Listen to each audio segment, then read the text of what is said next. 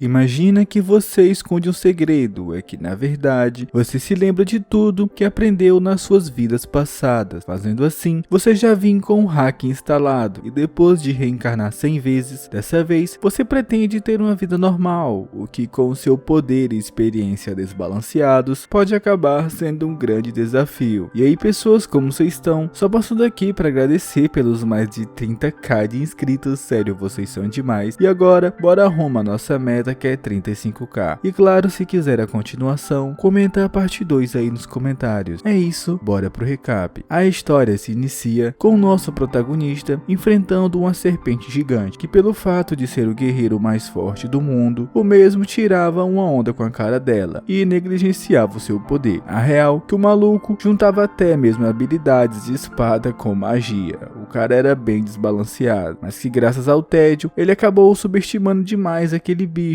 e assim acabou indo de vala. Na sua mente, ele estava deitado em uma cama e tentava se lembrar do que tinha acontecido, além de que sentia o seu corpo muito fraco e acreditava que foi devido à sua luta com a serpente, mas vindo até ele, uma garota de cabelos brancos o abraçava e assim cuidava de seu corpo. O Proto não podia deixar de notar que a moça era muito bonita e seu cheiro era muito bom. Com todas essas características, ele não conseguiu se segurar e partiu para dar um beijo nela. Afinal, com seu cargo de herói mais forte do mundo, era comum mulheres virem constantemente em seu quarto, mas num piscar de olhos, ele percebeu que havia algo errado e que na real, mais uma vez ele tinha reencarnado e aquela mulher, na verdade, era a sua mãe. Enquanto o protagonista chorava, a sua mãe tentava o acalmar, e naquela vida, o seu nome seria Arel. Como já sabemos, o Prota tinha a capacidade de se lembrar de tudo que aconteceu nas suas vidas passadas e podia até mesmo contar quantas vezes havia acontecido, e aquela era a 100ª reencarnação. Ele também se lembra de qual foi a sua primeira vida, onde o mesmo era apenas um garoto comum que vivia na Coreia e estava constantemente preocupado com o trabalho e preocupações. Porém, depois daquela vida, ele teve seu primeiro contato com o outro mundo, onde as pessoas falavam uma língua diferente. Depois disso, ele continuou reencarnando de novo e de novo, todas as vezes sempre foi em um mundo diferente. Rio mesmo podia se gabar de já ter feito de tudo nessa vida, e analisando o quarto onde estava, ele tentava entender em que época se passava, e deduz que aquele era mais um mundo de fantasia. Ele se lamenta que lugares assim não são tão fáceis de viver, e ele preferia o mundo de SF, que era bastante avançado em tecnologia, mas ele acredita que ainda é melhor do que morar em uma favela. E vendo a empregada em seu quarto, o Prota imagina que ele pode ser de uma família de alta classe e que com certeza a melhor coisa daquele mundo era a sua mãe. E por mais que não conseguisse entender por completo a sua língua, ele ao menos podia sentir o seu amor, que já era diferente de muitas outras vezes, onde o mesmo até já tinha sido abandonado e também foi usado por seus pais apenas para conseguir dinheiro. Mas agora ele sente que vai ser diferente. A empregada se refere à sua mãe como Livana e pede para que a deixe cuidar do príncipe enquanto ela descansa. Vendo isso, Arel fica impressionado por ver que na verdade ele era um príncipe, mas sua mãe não parecia muito feliz com isso, afinal ela era uma empregada até pouco tempo atrás e também ela tinha sido uma concubina do rei, e por mais que tivesse sangue real no seu filho, o mesmo estava longe de uma vida de glória e muito menos seria herdeiro de alguma coisa. A sua mãe acha que um dia ele pode culpá-la e fica se desculpando, mas o Prota enxuga suas lágrimas e a sua mãe fica assustada, já que parecia que ele estava escutando tudo. Mas o Arel não vê problema nisso, já que depois de tantas vidas, tudo que ele quer agora é uma vida tranquila e longe dos holofotes, e para ele aquilo poderia ser um verdadeiro sonho. E enquanto imaginava o seu futuro, sua mãe fica feliz ao vê-lo tão contente e se questiona se vai conseguir manter o seu sorriso. O Prota por um lado entende ela, já que em um mundo cheio de aristocratas, alguém sem nenhum cargo na sociedade pode servir apenas de escória para outras pessoas, mas ele garante que ela não vai precisar se preocupar, já que o seu filho é um profissional em quase todas as áreas existentes. Mas dando um salto de 3 meses, enquanto Livana olhava o seu filho no berço, ela desejava que a criança pelo menos tivesse os cabelos do rei, e isso já facilitaria muita coisa. A empregada vem até ela dizendo que a carruagem estava preparada, e depois de sair, vemos que Arel estava apenas fingindo dormir, e começa a fazer bastante bastante barulho, mas bom, ele tinha que ficar quieto, já que a empregada ainda estava lá. Ele sabe que caso queira ter uma vida tranquila, ele precisa antes de tudo ganhar poder, e o mesmo vai começar a treinar nesse exato momento. E buscando a experiência das suas vidas passadas, ele acredita que a melhor técnica para um bebê era o Qigong de criação da origem, onde basicamente foi algo que ele criou na sua 30ª reencarnação, e as pessoas ao redor não podiam perceber a sua aura. Ele acredita que começando nessa idade, aos 10 anos, ele já vai ser um dos mais fortes do mundo, e ele sabe que esse início de treinamento é sempre difícil, mas que com o tempo vai ficar bem mais fácil. E depois de juntar uma grande quantidade de energia, o seu corpo não conseguia mais aguentar, começou a fazer barulhos, que fez a empregada correr imediatamente para ele. Mas ao chegar lá, o prota estava fingindo estar dormindo, e pela sua cara suada, ela pensou que estava na hora de trocar a fralda. Porém, isso era um grande problema, já que o Arel estava segurando toda a energia em seu corpo, e um toque mínimo podia fazê-la se dissipar. Mas a empregada não sentiu nenhum odor e com isso desistiu de fazer a troca. Depois de sair do quarto, o protagonista estava em problemas, já que segurou uma grande quantidade de energia. O seu corpo ele estava em chamas. Ele acredita que febre para bebês pode ser basicamente mortal, mas de qualquer forma, ele prefere ir de base do que ver a sua família passando por aquele tipo de coisa. E acelerando ainda mais o seu poder, um barulho enorme foi exalado, ao ponto que a empregada correu imediatamente para o seu quarto. Ao chegar lá, ela percebe que o moleque estava banhado de suor e rapidamente foi preparar um banho de ervas para ele. E enquanto isso, usando a elevação de lobo, o Arel já estava conseguindo ficar de pé. E depois de um banho, o prota estava bastante feliz nos braços da empregada, e a mesma se sentia aliviada por ver que não tinha acontecido nada. O Arel também acredita que ela não tem nenhum tipo de sensibilidade à mana, já que naquele momento mesmo ele estava absorvendo toda a energia da atmosfera para ele. E o prota estava ficando mais forte até mesmo enquanto dormia. O maluco era brabo. E mais uma vez ele fala que provavelmente quando chegar aos 10 anos, quase ninguém vai poder derrotá-lo. E enquanto se divertia com a empregada, ele mal podia esperar pelo dia que poderia viver à toa como um príncipe. E depois de completar 5 meses, o protagonista estava tendo um desenvolvimento muito rápido. Afinal, estava cultivando o seu Ki por todos esses dias. A sua mãe o pega nos braços e ela havia trazido o brinquedo para ele, que no caso era um chocalho. O prota deu uma reação de desinteresse, o que claramente deixou sua mãe triste. Ele sabe que aquela não deveria ser uma reação de bebê e logo mudou a cara e fingiu se divertir. Sua mãe disse que sabia que ele ia gostar e os dois trocavam carinhos. O Arel sabe que tem que aproveitar aquilo, afinal só se é bajulado daquela forma quando se é criança. Mas o prota começa a chorar, afinal a fome bateu forte. Ele fica mal por seu corpo ser tão fraco. A babá logo entende que ele pode estar com fome e na mamadeira o dá um pouco de leite. Enquanto isso, as duas conversam sobre Ana e na verdade ela era uma das empregadas que trabalhavam na mansão, mas que infelizmente a situação financeira deles não estava tão boa e com isso tiveram que mandar ela embora. Ouvindo isso, o Arel se lembra de ter ouvido uma conversa das empregadas anteriormente, onde elas falavam que precisariam diminuir a quantidade de comida de sua mãe, já que o orçamento daquele ano estava muito baixo. Ivana diz que de qualquer forma está feliz, afinal eles não estavam passando fome. O prota não imaginava que as coisas estavam tão ruins daquele jeito, afinal a sua mãe era uma concubina real, mas elas acreditam que o problema de verdade vai ser o inverno, já que nele nem ao menos elas conseguiriam plantar. Ivana diz que nem sequer conseguiu falar com o rei, já que o mesmo vivia constantemente ocupado. O prota se toca que talvez esse era o motivo de todas as vezes que a sua mãe saía de casa. Ele acredita que por mais que ele seja alguém muito ruim, fazer algo assim com uma pobre mulher era algo inaceitável, e ele iria dar algum jeito, mesmo que como bebê, de ajudá-la. E mais tarde naquela noite, no seu berço, o prota rachava a cabeça, pensando em alguma maneira de sobreviver ao inverno, e eles precisavam de uma grande quantidade de dinheiro para isso, e provavelmente muita lenha para queimar. Mas olhando em direção da lareira, ele aparentemente teve uma ideia. Vendo um monte de carvão, ele sabia que ali dentro havia carbono, e com sua magia, ele poderia transformá-los em diamante, já que observando sua mãe, ele viu que ela usava algumas joias, e provavelmente elas devem valer uma boa grana naquele lugar. E o prota acredita que com o seu poder atual, ele pode conseguir fazer um. Mas ao tentar sair do berço, o mesmo caiu para trás,